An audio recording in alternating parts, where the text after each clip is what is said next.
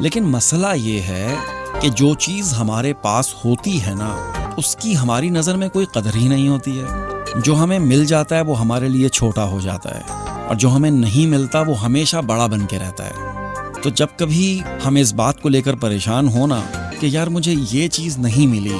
ایک پیج اور ایک پینسل لے کر کے بیٹھ جائیں اور ایک طرف لکھیں کہ زندگی میں آپ کو کیا کیا چیزیں قدرت نے عطا کی ہوئی ہیں، تو آپ کا اندازہ ہو جائے گا کہ آپ کے پاس تو بہت کچھ ہے، آپ کو تو پریشان ہونے کی ضرورت ہی نہیں ہے۔ ہاں، کچھ لوگ ہوتے ہیں جو لوگوں کی وجہ سے پریشان ہوتے ہیں، لوگ انہیں تنگ کرتے ہیں، پریشان کرتے ہیں، تو ان لوگوں کا تو میرا خیال ہے کہ آپ کو بالکل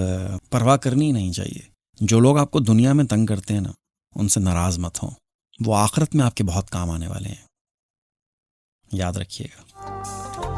تو جو لوگ مجھے دنیا میں تنگ کرتے ہیں ان سے میں بالکل ناراض نہیں ہوتا، کیونکہ وہ آخرت میں میرے بہت کام آنے والے ہیں۔